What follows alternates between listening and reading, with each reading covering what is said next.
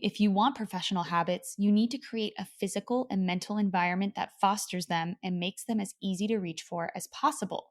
A morning routine puts you in the right headspace and allows your intuition to sit front and center. It helps realign you with what's most important and set an intention for the day ahead. If you're ready to create that environment for yourself, make sure to download my free morning routine guide linked in the show notes. You'll receive a summary of my routine, more resources and insights, and worksheets to guide you through making your own successful morning routine.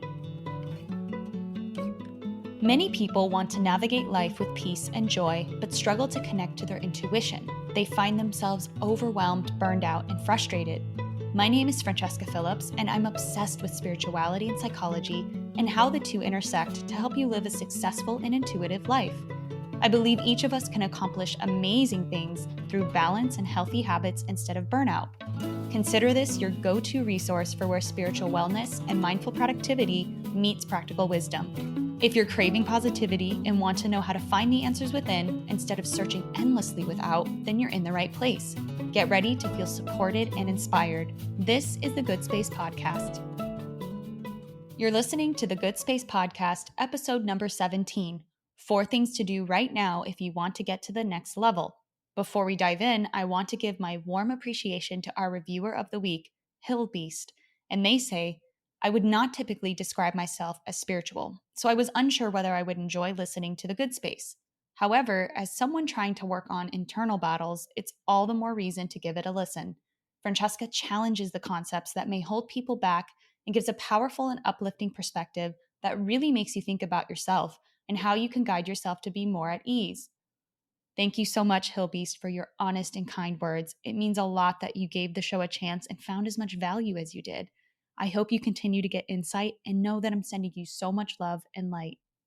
If you want to be highlighted in an upcoming episode and help further the mission of the Good Space, make sure to subscribe and give us a review on Apple Podcasts so I can then highlight your review in an upcoming episode.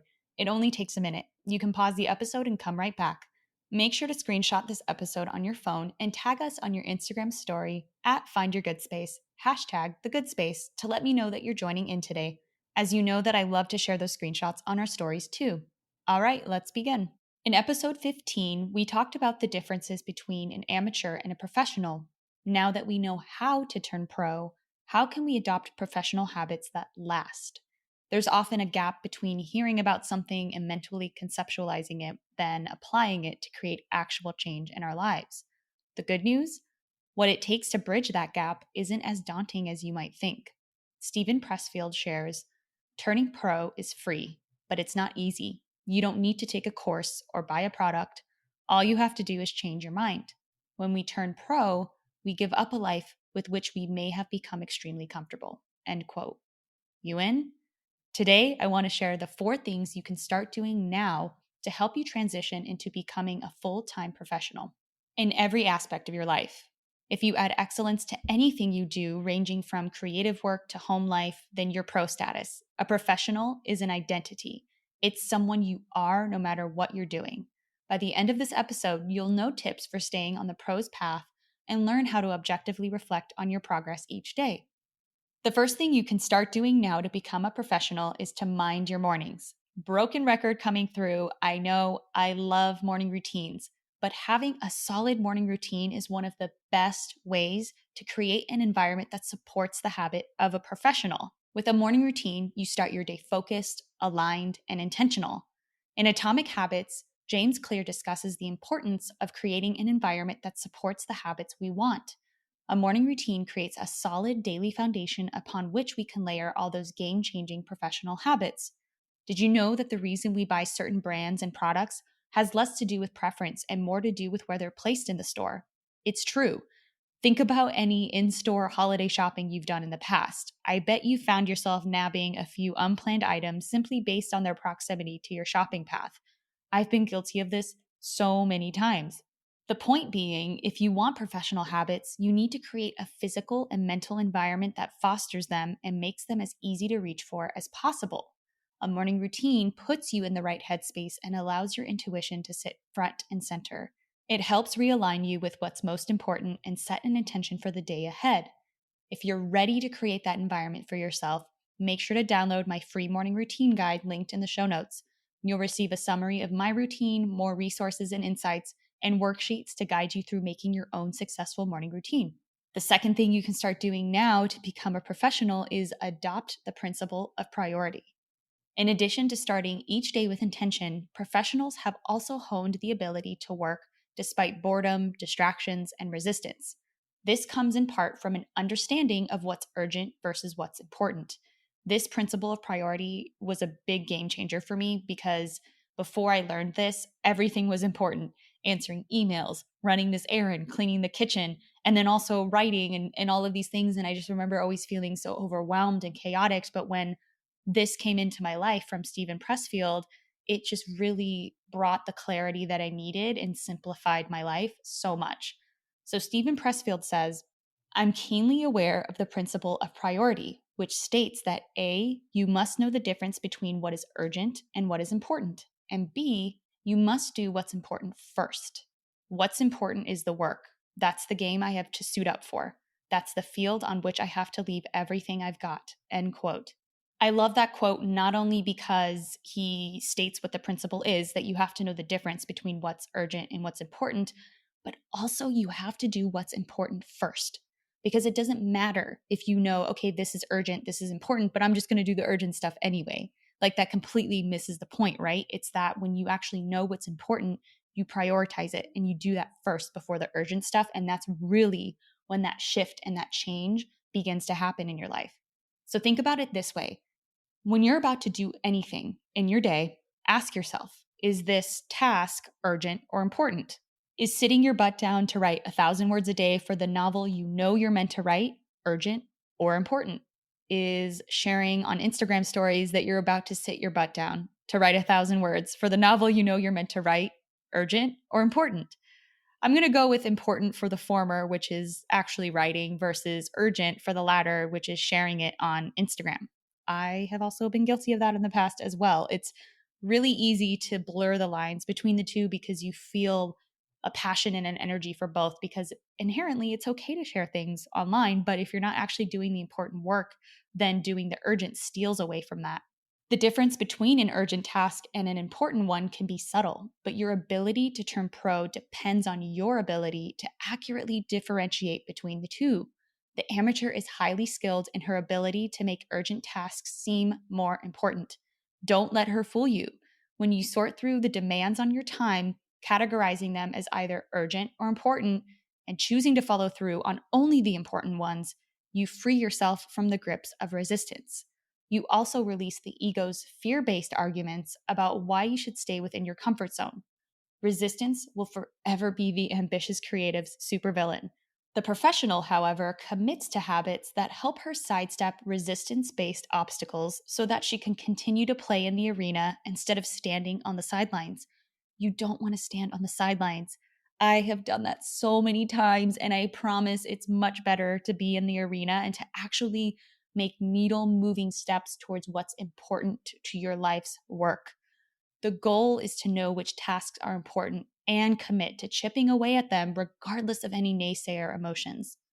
Okay, so the third thing you can start doing now to become a professional is to stick to the schedule. Once you've discerned the urgent from the important, the next step is to consistently dedicate time to your most important work. This is why I'm a big supporter and practicer of blocking out my schedule ahead of time and batching work. If it's not written down, you're probably not going to do it. Every Friday or Sunday, I look at the upcoming week and block out chunks of focused, distraction-free time to tackle my most important soul-evolving work. This ensures I'm keeping pace with the projects that really, truly matter. And as a spiritual side note, in addition to your most important work, block out time for moments of whimsy and inspiration too. Scheduled downtime refuels you and realigns you with creative guidance from the universe. Bottom line, professionals operate on a schedule, and if something isn't written down, it's probably not important. The professional is deliberate with her time. If it's scheduled, she knows it's important, and so she sits her butt in her desk chair to do the work regardless of inspiration. I want to give another quote from Steven Pressfield, who's really the master on resistance. And he says, grandiose fantasies are a symptom of resistance. They're the sign of an amateur. The professional has learned that success, like happiness, comes as a byproduct of work. The professional concentrates on the work and allows rewards to come or not come, whatever they like. End quote. Another way to sidestep resistance is through clarity. Clarity breeds consistency. Take time to get clear on when, how, or where you're going to get something done. That is the springboard for motivation. In the Motivation Manifesto, Brendon Burchard writes, "But freedom and greatness belong to those who master their day. Their day means something to them because they know each day gathers force toward a particular destiny." End quote. Block out daily time for your most important work and don't deviate from those appointments. Another crucial and often overlooked habit of a professional is objective daily reflection. Objective daily reflection keeps you accountable for the results you're creating. Being honest about the actions you take day in and day out, without judgment or woe is me emotional drama, allows you to clearly discern whether or not you're truly moving the needle forward.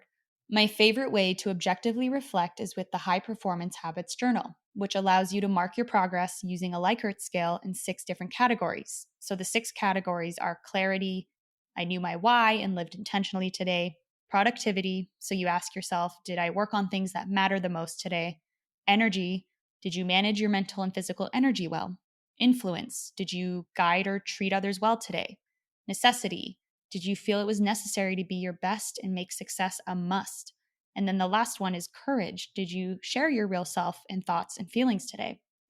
At the end of each day, you rate each category from 1 to 5. This straightforward, objective way of measuring progress takes the guesswork and emotional drama out of the equation. A professional using objective daily reflection is like a pilot using a navigation device to fly a plane. The pilot must be aware of the entire trajectory of the flight path so she can course correct as needed to make it to the intended destination. Otherwise, the plane could end up in a whole other country. Now, I want to share a few real life examples from my own life of how some of these tips work. So, one day I caught myself not being specific enough about my important work and realized the effects of that. In my calendar, at the top of the column for that day, it said write, but not how many words or how long. And so I didn't write. The lack of clarity gave my ego and instant gratification monkey more power to do whatever the heck they wanted because I didn't really have like a clear directive to myself. I just went back and forth doing things that didn't actually matter, and it was that day was a bust. So that moment proved to me that being specific matters. So now I block out the actual hours for writing and hardly miss a day because of that. In another instance, there was also a time I felt overwhelmed coming back from a vacation and felt like I was jumping back into the chaos. My habits are what keep me centered, focused, and grounded, and I hadn't done any of them for the full week. So I found myself wanting to lay on the couch all day and try again another day. But I knew that the ego and amateur in me would continue to win if I didn't at least start my morning routine again. And so I got up, did my morning routine, which filled me with peace and renewed energy. Then I decided, let me review my schedule for the week to see where I'm heading. I took note of what the most important work was. And then naturally, I wanted to get to work after that. It was so weird because when I got up to do the morning routine, it was the last thing I wanted to do. And then by the end of it, I felt just naturally drawn to creating and getting back on track. Habits are funny that way. When you start one, a snowball effect happens and you get the momentum you need. So exert the effort to at least start one habit and then see what happens from there. Because once you start your morning routine, there's pretty much no stopping you from there. It's kind of like emotional energy. When you feel negativity or sadness, you can't expect to go all the way from that to pure joy. So it's just like get to that next best emotion and then work your way slowly and gently and compassionately up the emotional ladder. And it's the same with habits. Like, even if you don't feel like doing something, at least get started. Like, read an inspiring book or just say a prayer, or just like one component that can at least get you started. And then don't put pressure on yourself or expectation to do anything after. Like, when I came back from vacation and did my morning routine or reviewed my schedule, I didn't have that expectation that I would do anything after. I just thought, oh, I'll go back on the couch after I'm done, right? But I'll feel like I'm doing something. So I gave myself a low barrier of entry. And if I did my routine, then did nothing after, I would be content. And so it's that same principle and concept. So why not? Why not see what you have planned for the week? Why not do your morning routine? So keep that act of curiosity, and then you'll be amazed at how inspired you feel to keep going. So now when I take a vacation, I commit to at least doing my anchor habits and then adjust them rather than scrapping them altogether. Because before I started doing these habits, I was an all or nothing person. Like I either do all of my habits and all of the things I plan, or I do absolutely nothing. And as you can tell, or maybe even sympathize with, it just doesn't work well that way. Like rather than doing all or nothing, adjust and be flexible based on the context of your life, like what you're doing in the moment. So at least when I'm on vacation, I make sure to always meditate every day, and then I fill out my HPX journal. That way, I'm still aligning to God and universe and staying connected through daily self-reflection. My habits are my way of life. They allow me to feel supported and secure no matter where I am or what my circumstances look like. I know that when we lived in Zurich and then we moved to New York, those were a lot of like unstable feeling times because my life kept changing every 2 to 3 years. And these habits are what really kept me grounded and rooted and sane. And it made me feel like I had a ground to land underneath me, even though everything around me was changing. So I don't see my habits as a task or something I start and stop when I feel like it. It's to the point now where they're a positive part of who I am, and my body does it as automatically as brushing my teeth. Plus, they connect me to God, universe, and they keep me consistent and aligned. And if you're not there yet, that's totally fine. It took me time. It took me a few months, maybe 6 months, to really get that change in my body and in my life. So give yourself that grace to get there, but you will get there. Part of being a professional is having that ability and space to check in with your spirit to see if anything is amiss or misaligned in your life. So even though I often felt the push of resistance, I've decided and committed to turn pro. This decision has helped me push onward even when I don't want to. It makes other decisions a non-option. This morning, we'll come back now to the present. As I meditated and wrote my daily pages, I asked my spirit if there's anything I needed to release. And then later, when I sat at my desk to review copywriting work and I felt resistance, I asked my spirit if there are certain types of work I needed to say no to more. And then I listened. And sometimes I get an answer and sometimes I don't. So I just keep going. So although I push through and do the work, even when I don't feel inspired, I still want to leave room to understand when it's resistance versus something that's truly an intuitive mismatch. So using the principles and tips that I talked about today will help you keep the resistance and instant gratification monkey in check, and it will help you discern what's truly important. I know that they help me to stay in the lane of the professional, and I really hope that they help you too.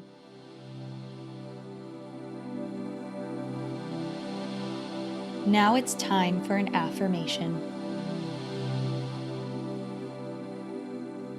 I am excited and ready to act with excellence in my life. As a professional, I do my most important work and love what I do.